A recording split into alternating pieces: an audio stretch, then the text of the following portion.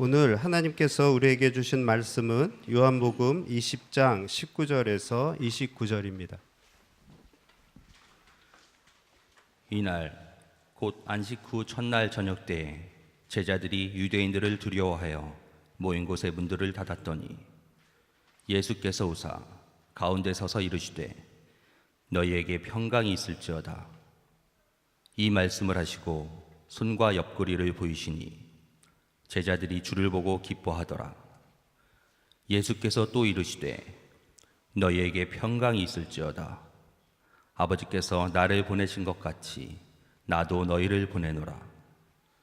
이 말씀을 하시고 그들을 향하사 숨을 내쉬며 이르시되 성령을 받으라. 너희가 누구의 죄든지 사하면 사하여질 것이요 누구의 죄든지 그대로 두면 그대로 있으리라 하시니라. 12 제자 중에 하나로서 디두모라 불리는 도마는 예수께서 오셨을 때에 함께 있지 아니한지라. 다른 제자들이 그에게 이르되 우리가 주를 보았노라 하니 도마가 이르되 내가 그의 손에 못자국을 보며 내 손가락을 그 못자국에 넣으며 내 손을 그 옆구리에 넣어보지 않고는 믿지 아니하겠노라 하니라. 여드레를 지나서 제자들이 다시 집안에 있을 때에 도마도 함께 있고 문들이 닫혔는데 예수께서 오사 가운데 서서 이르시되 너희에게 평강이 있을지어다 하시고 도마에게 이르시되 내 손가락을 이리 내밀어 내 손을 보고 내 손을 내밀어 내 옆구리에 넣어보라. 그리하여 믿음 없는 자가 되지 말고 믿는 자가 되라. 도마가 대답하여 이르되 나의 주님이시요 나의 하나님이시니이다. 예수께서 이르시되 너는 나를 본고로 믿느냐? 보지 못하고 믿는 자들은 복되도다 하시니라. 오늘 하나님께서 이 본문 말씀을 놓고 기도하면서 제게 참 많은 기도를 시키셨습니다. 주님께서 여러분들을 직접 만나주시사 하고 주님께서 여러분들 마음 가운데 직접 말씀해 달라고 이게 제게 간절한 기도 제목이었습니다. 하나님께서 마음을 열어주시지 않으면 부활하신 예수님의 은혜를 우리가 깨닫지도 못할 뿐더러 또 알지도 못하게 되는 경우들이 많이 있으니까 오늘은 특별히 주님의 은혜가 이 자리에 함께 하시기를 정말로 기도합니다. 조선일보 3월 30일자에 보니까 1961년 9월에 추락사고로 인해서 숨졌던 함마르셀드 유엔 총장 이 비행기 추락사고에 대해서 이것이 어떤 사건인지 사고인지를 규명하기 위한 조사 기간을 더 넓히겠다 이런 이야기가 발표된 적이 있습니다. 한 어저께 그저께 이런 일이 있었는데 한 50년도 더 된 일을 가지고 왜 그럴까 관련된 기사를 찾아보니까 이 함마르셀드라는 분이 참 대단하신 분이더라고요. 이분이 우리가 잘 알고 있듯이 당신이 태어났을 때에는 당신만 울고 모두가 다 웃었죠. 그런데 당신이 죽을 때는 당신만 웃고 모든 사람이 다 눈물 지을 수 있도록 그런 삶을 살길 바랍니다 라는 말을 했던 사람입니다. 이 사람은 스웨덴 외교 대사였다가 유엔 제2대 총장이 돼서 아프리카에 있는 여러 내전들을 중재하기 위해서 이렇게 헌신하고 수고하고 주위에 있는 사람들이 그분을 평가하기를 평화적인 수단, 무력이 아닌 평화적인 수단을 위해서 마지막까지 수고했던 사람이다 라고 평가할 만큼 외교나 여러 일들에 있어서 다른 사람들이 보기에도 절대 평화로운 과정 이거에 대해서 굉장히 강조했던 사람입니다. 그런데 이분이 1961년에 갑작스럽게 비행기 사고를 당하게 됐는데 이것이 당시에 중재하고 있었던 콩고의 반군에 의해서 격추된 것이다 라고 보는 경향도 있고 이걸 정확하게 알려줘야겠다는 생각이 들었던 것이죠. 이분이 또 유명한 것이 당신이 죽고 나서 두 번째로 노벨 평화상을 받은 사람입니다. 노벨상을 받을 때 생존에 있는 사람들만 노벨상을 주는 게 원칙인데 딱 3사람의 예외가 있습니다. 그 3사람 중에서 두 번째 사후에 이 사람은 노벨 평화상을 받아야 한다. 이게 어떻게 비교하면 조금 더 쉽냐면 마하트마 간디가 5번이나 그 노벨 평화상 대상자에 올랐다가 그가 마지막으로 거의 수상할 거다 싶은 그 해에 얼마 전에 암살당했어요. 그리고 나서 그냥 그 해에는 노벨 평화상을 뽑지 않는 걸로 노벨위원회에서 결정을 했는데, 그런데 그럼에도 불구하고 이 사람을 노벨 평화상을 주었다라고 하면 이분이 아프리카나 유엔에 얼마나 많은 지대한 공헌을 했는지를 우리가 알 수 있겠죠.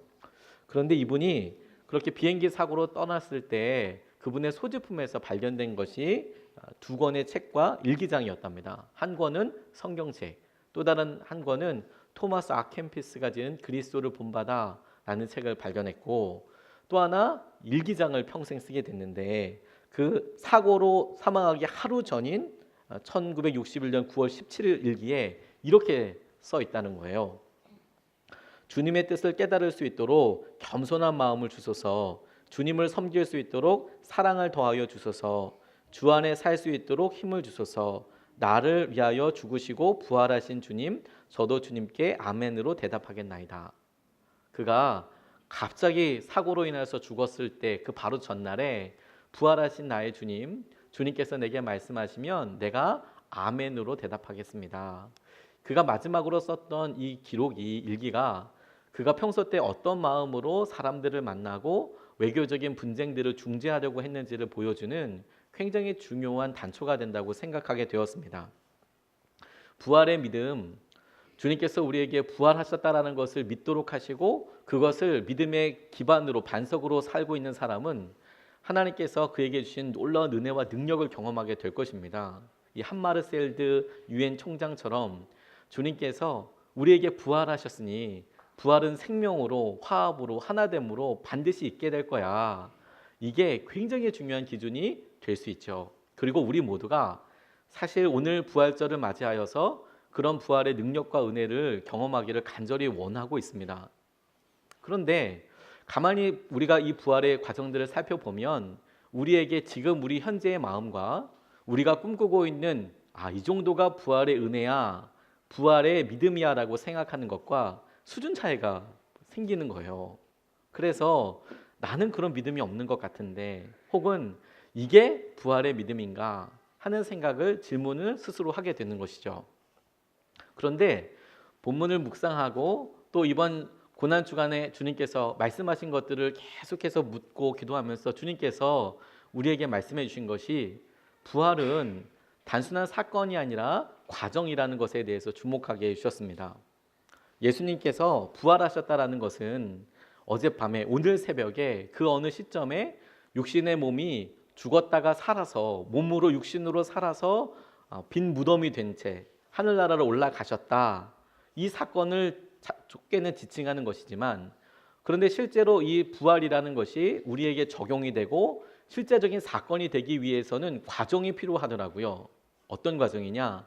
주님께서 그렇게 부활을 하신 그 시점 이후에 사람들이 예수님에게 향품을 바르기 위해서 그 무덤에 방문했는데 빈 무덤을 발견하고, 그 빈 무덤에서 아무것도 없었느냐? 그게 아니고 예수님께서 하신 말씀과 약속을 천사들을 통해서 듣고, 그렇게 들은 천사의 말씀을 이걸 내가 믿어야 되나 말아야 되나 고민하고 두려워하는 과정 가운데 예수님께서 그들에게 나타나셨고, 나타나셨음에도 불구하고 여전히 그들이 이거 믿어야 되나 말아야 되나 고민하고 있는데 주님께서 말씀하신 대로 성령님이 임하시고, 그 성령님의 임한 그 이후로 이들이 부활하신 예수님을 전하는 삶이 되었다. 부활이라는 것이 단순하게 시점에 어느 한 순간에 예수님께만 일어났던 일이라고 생각한다면 그 밤에 우리는 아무도 보지 못했던 그때 있었던 사건이지만, 그 부활이 주님께서 어떤 메시지를 가지고 우리에게 주시는 능력이고 생명이어서 우리가 경험해야 될 어떠한 사건이고 어떠한 일이라고 생각한다면, 그 처음은 주님께서 주신 십자가에서 달려 죽으신 것부터 시작해서 우리가 그 부활을 경험하고 하나님의 말씀을, 부활을 나누게 되는 때까지를 잡아야 부활이구나, 이게 부활의 과정인 거구나. 그리고 우리가 그렇게 관점을 잡아야 우리 마음에 주님, 다른 사람들은 부활을 확실히 믿고 예수님을 확실히 믿는다는데 여전히 우리 마음속에 있는 이런 밋밋한 두려움은, 염려는, 의심은 어떻게 설명해야 합니까? 라는 것에 대답을 얻을 수 있겠다는 생각을 하게 되었습니다. 오늘 본문 말씀이 우리가 잘 알고 있는 도마의 말씀에서부터 같이 질문하고 생각해 보고 싶습니다. 도마가 예수님을 만났던 장면을 오늘 요한복음에서는 비교적 상세히 설명하고 있는데 24절로 25절 말씀에 보면 12제자 중에 하나로서 디드모라 불리는 도마는 예수께서 오셨을 때에 함께 있지 아니한지라. 다른 제자들이 그에게 이르되 우리가 주를 보았노라 하니 도마가 이르되 내가 그의 손에 못 자국을 보며 내 손가락을 그 못 자국에 넣으며 내 손을 그 옆구리에 넣어 보지 않고는 믿지 아니하겠노라. 이렇게 이야기했습니다. 그리고 27절 28절 말씀에 예수님께서 그에게 말씀하시기를 도마에게 이르시되 내 손가락을 이리 내밀어 내 손을 보고 내 손을 내밀어 내 옆구리를 넣어보라. 그리하여 믿음 없는 자가 되지 말고 믿는 자가 되라. 도마가 대답하여 이르되 나의 주님이시요 나의 하나님이시니이다. 예수께서 이르시되 너는 나를 본고로 믿느냐? 보지 못하고 믿는 자들은 복되도다 하시니라. 라고 도마에게 말씀하셨습니다. 이 도마가 우리에게 굉장히 중요한 의미를 주는 것은 그가 예수님을 보고 나의 주 나의 하나님입니다 라고 고백했던 사건과 함께 그가 예수님에 대해서 품었던 의심, 질문입니다. 내가 못 봤다. 내가 직접 봐서 그분의 손바닥을 보고 손가락을 넣어 보고 옆구리를 보고 거기에 내가 손을 넣어 봐서 내가 직접 손으로 만져보지 않으면 그분을 만나지 않으면 내가 이런 사실을 믿을 수 없다라고 이야기하고 있는 것이죠. 그래서 우리 중에 어떤 믿음이 없다라고 스스로 생각하시는 분들은 나는 내가 체험해야지 예수님을 믿을 수 있어. 이게 그렇게 체험이 돼야지 내가 믿을 수 있지. 주님께서 그렇게 말씀하신 것을 내가 분명히 알 수 있도록 체험해야지. 그래서 체험이 중요하지만 여전히 그 체험을 기준으로 해서 나는 예수님을 뭔가 아직 잘 못 만나는 것 같아. 아직 내 믿음 생활은 연약한 것 같아 라고 스스로 생각하게 되는 것이죠. 그런데 이 도마를 우리는 다른 식으로 생각해 봐야 할 것 같습니다. 왜냐하면 지금 11명의 제자들 가운데 예수님의 제자들 10명이 남아있고 가룟 유다는 죽었고 도마가 예수님께서 부활하신 그 자리에 있지 못해서 지금 이런 이야기를 하고 있는데 이 도마가 중요한 이유는 그 이후로 예수님을 믿는 모든 사람들은 사실 예수님께서 당신의 몸으로 부활하셔서 사람들에게 나타나셨던 때를 전부 다 보지 못했습니다. 그러니까 도마처럼 그 이후에 예수님을 믿는 사람들은 전부 다 예수님께서 실제로 몸으로 부활하셔서 이 성흔을 보여주시고 이 못자국과 창자국을 보여주시고 믿으라라고 했던 일에 대해서 아무도 본 사람이 없다라는 것이죠. 그러니까 우리에게 있어서는 누구나 할 법한 의심과 질문을 도마를 통해서 사실 대신하고 있는 거라는 생각이 들었습니다. 그런데 이 부분을 도마의 의심과 생각을 가만히 생각해 보면서 묵상하면서 주님께서 제게 도마가 의심 많다라고 생각되는 것이 다만 질문했기 때문이 아니라 다른 이유가 있다라는 생각을 하게 해주셨습니다. 제 생각엔 내가 만져보면 더 믿을 수 있겠는걸. 그리고 내가 실제로 그분을 보면 더 알 수 있겠는걸. 그런데 가만 보면 도마가 예수님을 만나서 만져보지 않았습니다. 그냥 보고 고백을 했지요. 그리고 뿐만 아니라 먼저 본 10명의 제자들도 예수님을 만났을 때 손으로 만져본 사람은 아무도 없었습니다. 그냥 보고 알았습니다. 그러니까 다만 내가 직접 경험하고 만져봐야지만이 내가 믿겠다라는 것에 대한 대답이 아니라 실제로 도마가 의심이 많았다는 것은 전혀 다른 이유라는 생각이 들었습니다. 제자들이 예수님을 만났습니다. 여러분들은 그게 어떤 상황이라고 생각이 드십니까? 부활하신 예수님을 만났을 때 제자들은 삶이 통째로 변하기 시작했습니다. 아마 그날 하루 종일 예수님이 나타나셨다.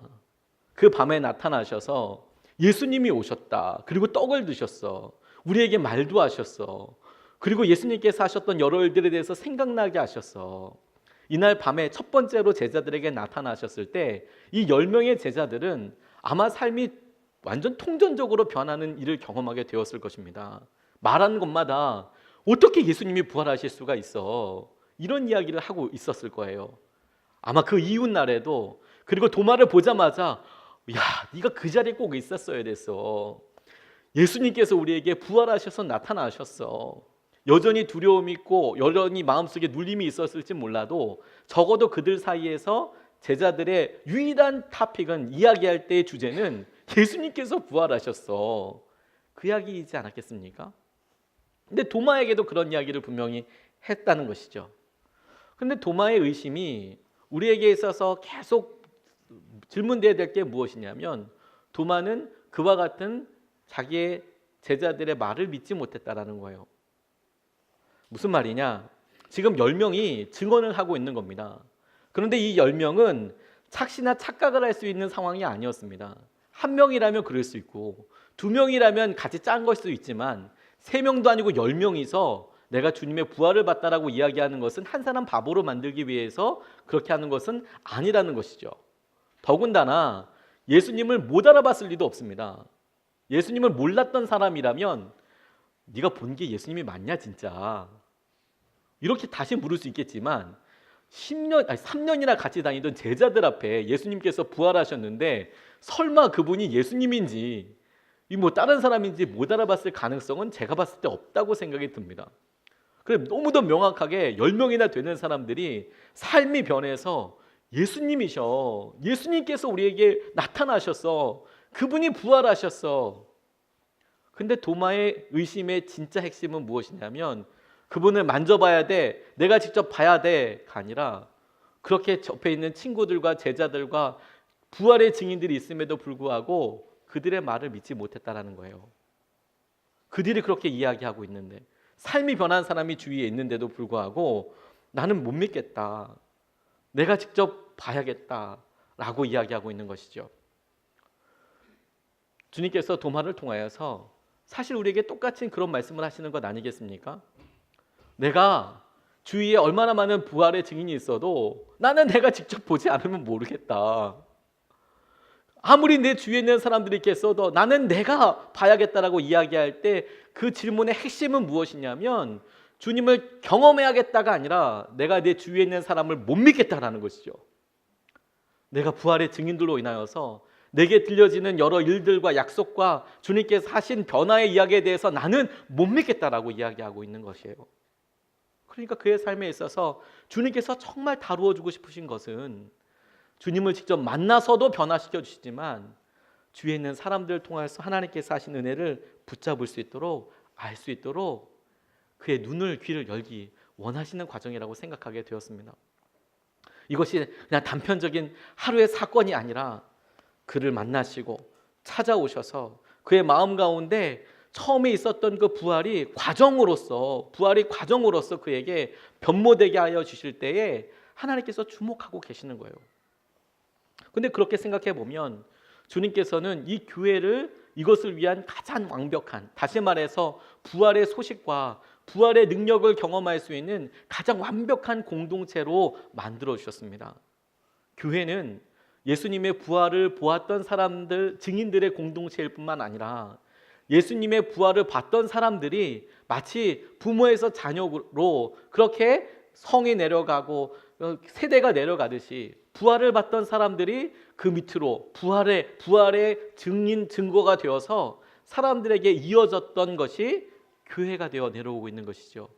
그런데 그 교회는 여러 사람, 어떤 사람은 눈으로, 어떤 사람은 팔로서 각각 다른 역할과 각각 다른 장점을 가지고 아름다운 교회를 이루고 있는 것이죠. 어떤 사람은 믿음이 기가 막힌 사람들이 있습니다. 그래서 말하지 않아도 믿는 사람들이 있어요. 아니, 말만 해도 믿는 사람들이 있습니다. 그냥 그게 믿어진다는 사람이 있어요. 설명하지 않아도 아멘, 그리고 믿어지는 사람이 있습니다.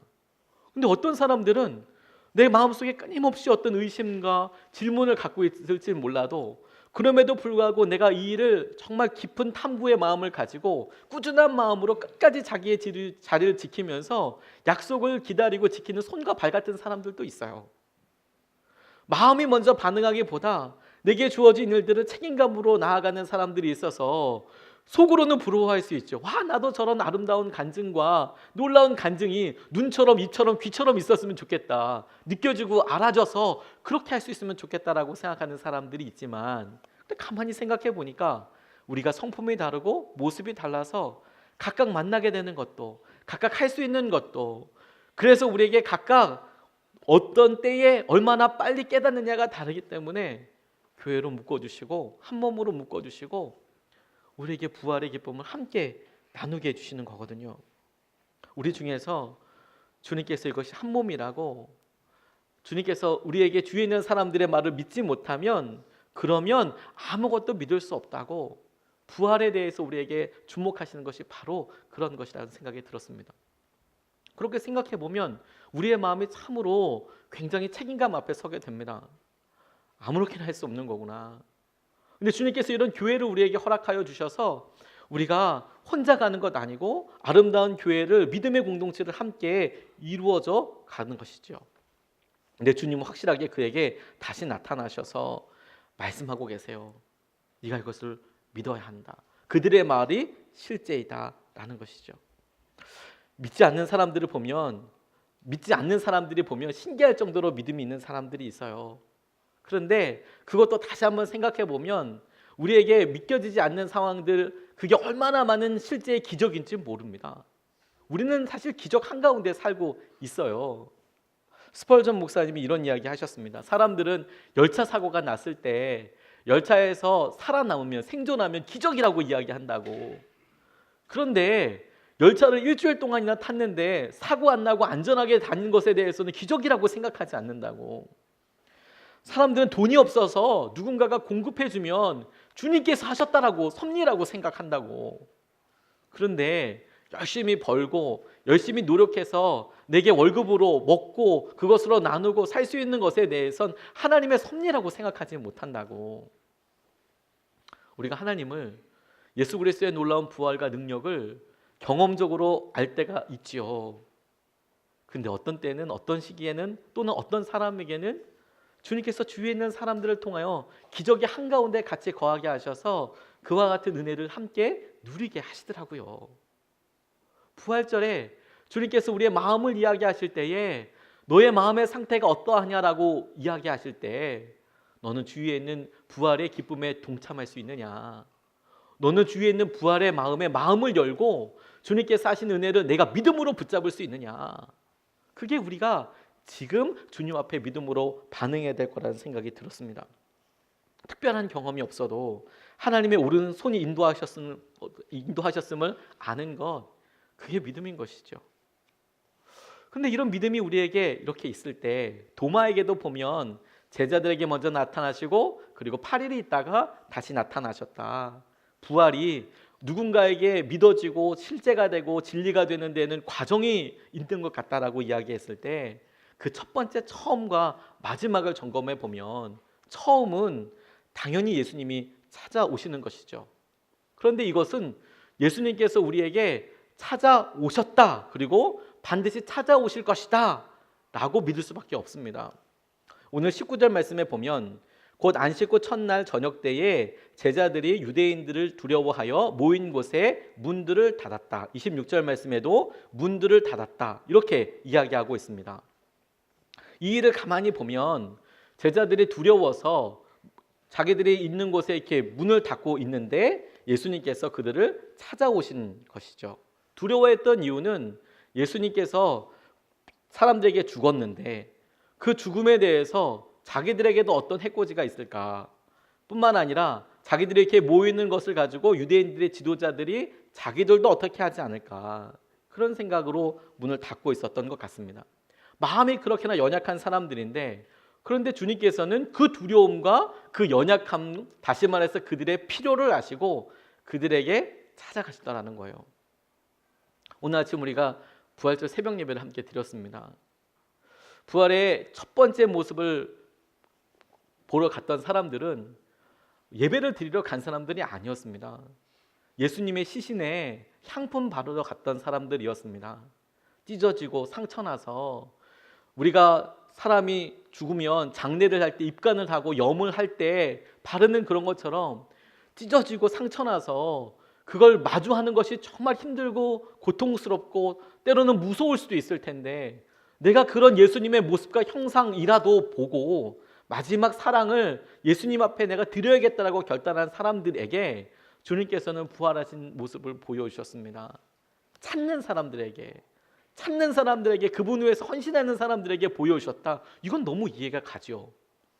그런데 그렇게 생각해 보면 주님께서 그 놀라운 부활의 모습을 예수님을 믿지도 못해서 두려워하고 있는 사람에게 일방적인 은혜로 나타나 주셨다라는 거예요.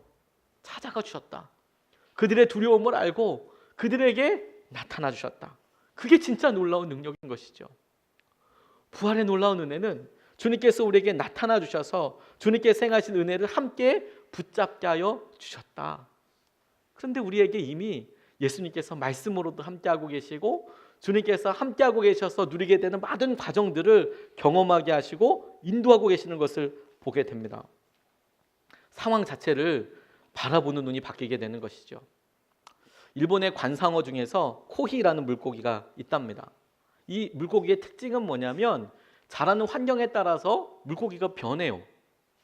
어항 같은 조그만 수족관에다가 키우면 성체가 됐을 때, 다 컸을 때 5에서 7cm 정도 된답니다. 요만한 하답니다. 그런데 얘를 대형 수족관이나 연못에다 키우면 한 30cm 정도 자란답니다. 한 이만해지겠죠.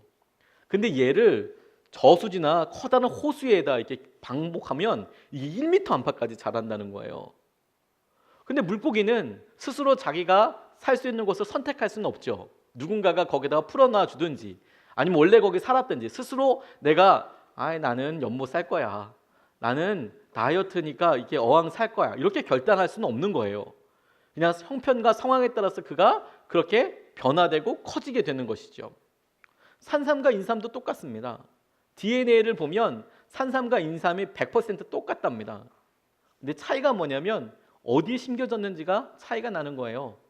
인삼밭에 심겨져서 6년근 홍삼이 되면 그때까지 잘 자라면 뿌리도 튼실하고 양분도 많아서 잘 자라고 영양가 있는 약이 되는 것 같지만, 산삼은 우리가 육안으로 구분할 수 있을 정도로 자라려면 적어도 15년은 자라야 한다는 거예요.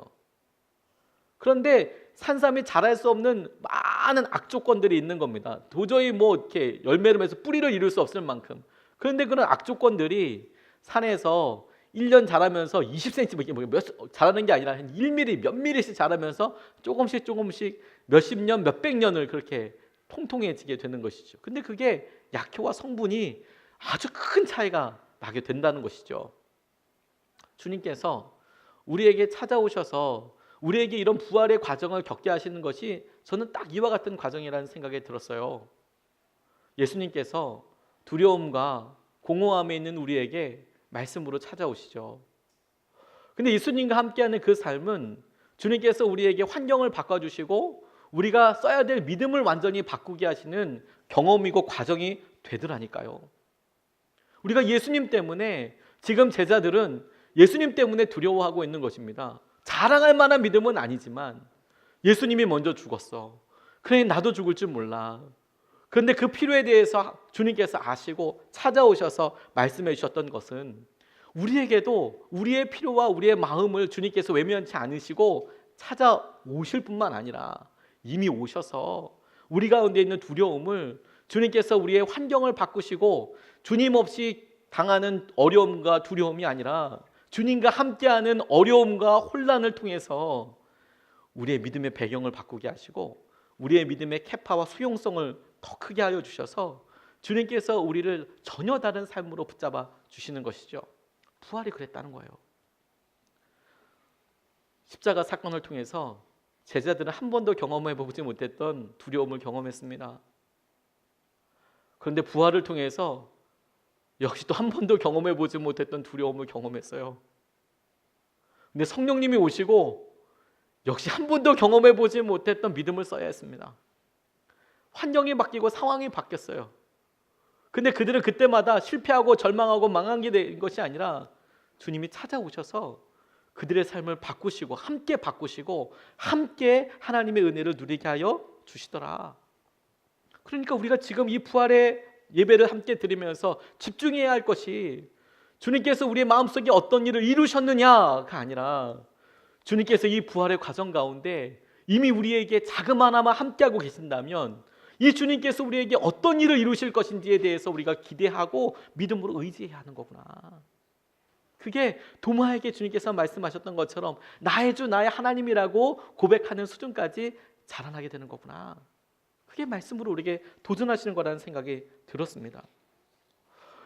주님께서 이렇게 우리를 찾아오실 것이다 라고 확신할 수 있는 이유는 주님께서 이 땅에 전해야 될 사람들이 많다는 것을 알고 계시기 때문에 그렇습니다.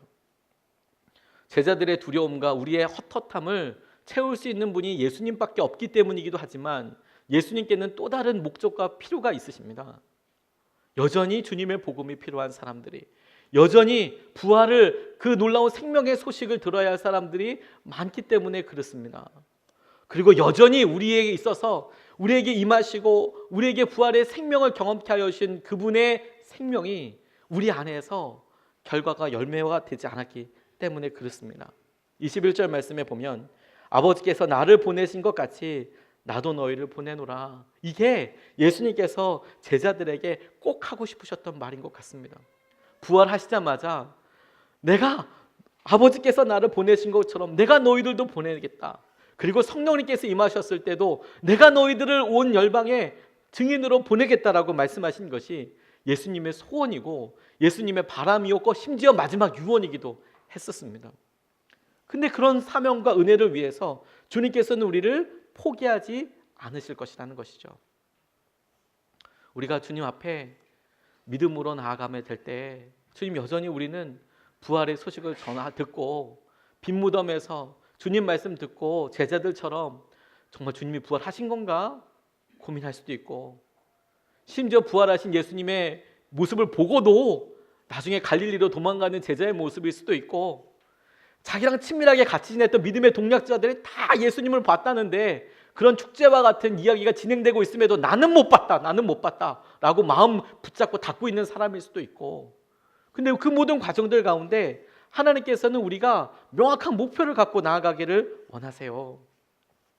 볼프강 짐존이라는 분이 가정교회라는 책에서 재밌는 어구로 화두로 시작하시는 글이 있습니다. 사과나무의 꿈에 대해서 이야기하세요. 사과나무의 열매는 사과가 아니다라는 거예요. 사과나무의 열매는 사과를 맺게 되는 또 다른 사과나무다라는 것이죠. 사과나무의 열매는 사과가 아니고 사과나무가 사과를 맺는 이유는 똑같이 사과를 열리게 할 또 다른 나무를 맺게 하기 위해서. 주님께서 우리에게 나를 보내신 것처럼 너희들을 보내겠다라고 말씀하실 때 이 주님은 부활하신 주님이십니다.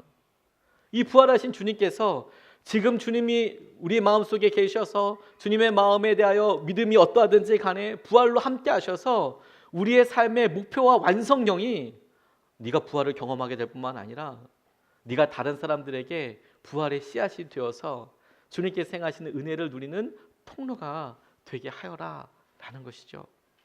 그게 주님께서 우리에게 오셔서 이 자리에 말씀하신다면 첫 번째로 하신 말씀이라는 거예요. 증인이 되어라. 증인이 되어라. 아버지께서 나를 보내신 것처럼 나도 너희를 보내니까 너희들 증인이 되어라. 이렇게 말씀하고 계시는 것이죠.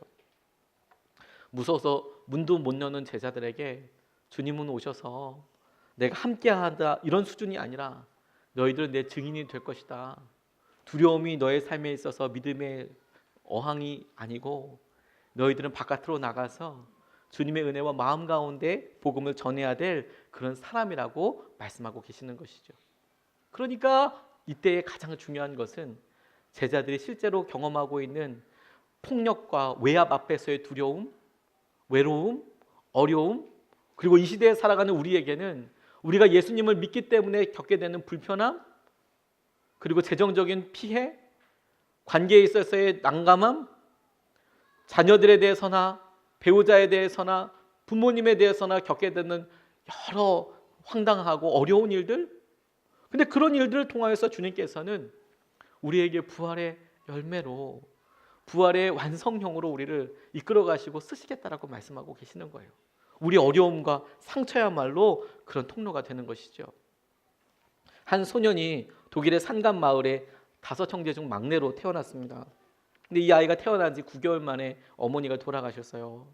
너무 힘든 삶을 살게 됐습니다. 근데 아버지가 목사님이셨답니다.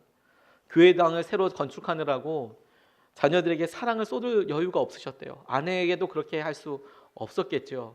돌아가시고 나니까 자녀들은 진짜 힘든 삶을 사는 거예요. 나가서 건물 짓고 막 이렇게 있으니까 결국 이 아이의 양육은 남의 손에 맡겨지게 됐습니다. 근데 그래도 너무 힘드니까 5살 때 아버지가 재혼을 해서 새 아내를 맞이하게 되셨답니다. 근데 소년이 이 새 어머니와의 관계가 너무 좋지 않았던 거예요.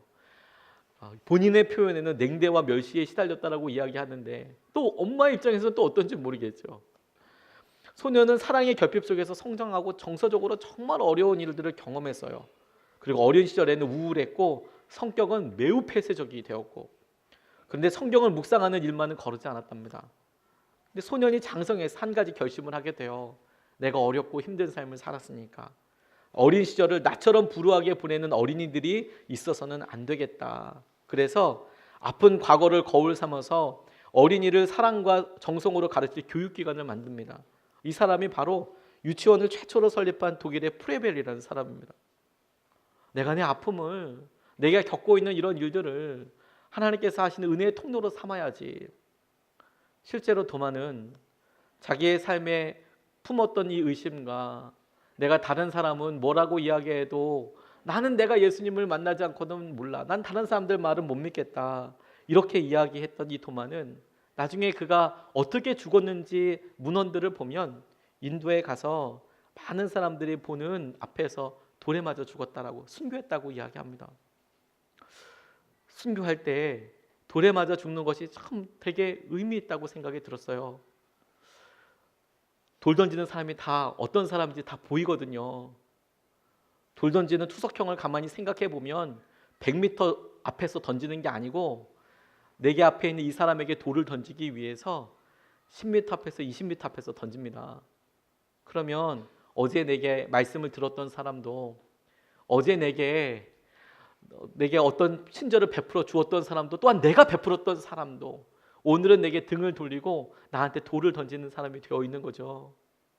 근데 도마가 마지막 그 죽을 때 난 다른 사람들만 아무도 신경 안 써, 나는 예수님 직접 만나봐야 돼 라고 이야기했던 사람이 마지막 그가 죽을 때는 다른 사람이 다 내게 돌 던져도 좋아, 나는 예수님 믿고 죽을 거야, 이런 사람으로 변화되게 되더라는 것이죠.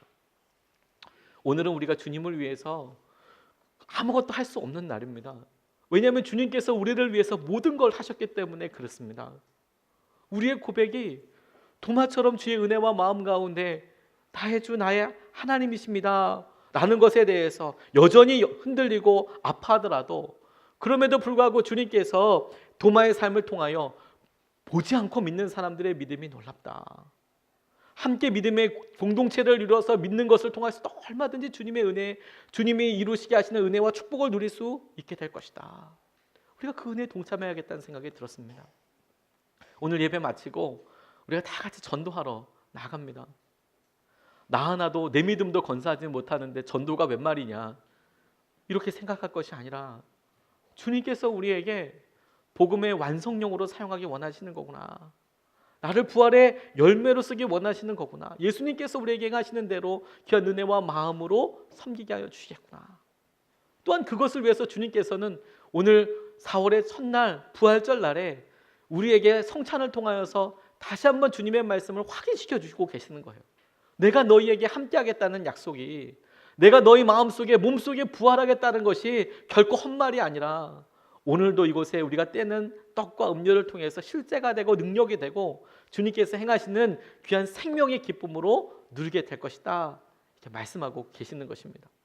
우리가 이 주님께 믿음으로 같이 반응하고 나아가고 싶습니다. 같이 우리가 믿음을 써서 이렇게 기도하고 싶습니다. 오늘 예수님 우리 마음속에, 우리 삶 가운데 부활하셨습니다. 이 마음이 주님 그대로 믿어지고 감사합니다, 감사기도 드리시면 됩니다. 근데 그럼에도 불구하고 우리 마음속에 주님, 제 마음이 도마 같아 보입니다. 근데 그럼에도 우리가 불구하고 고백할 수 있습니다. 주님, 우리가 보이는 것으로 우리의 믿음에 한계 짓지 않겠습니다. 주님께서 행하신 은혜를 우리가 누려서 우리가 믿음으로 의지를 다하여서 나의 주 나의 하나님으로 고백합니다. 부활의 축제에 우리가 동떨어져 있는 사람이 아니라 하나님의 은혜와 마음을 누리는 하나님 그곳에 있게 되기를 원합니다. 하나님 오늘 전도 나갑니다. 믿음으로 다시 고백해 보고 싶습니다. 주님 오늘 성찬 받습니다. 믿음으로 먼저 고백해 보고 싶습니다. 주님께서 우리에게 하신 은혜들을 나의 주 나의 하나님으로 우리가 누리고 오늘 우리 가운데 다시 부활하신 주님을 의지하며 나아가게 하여 주시옵소서. 우리 같이 성찬 받기 전에 같이 기도하시겠습니다.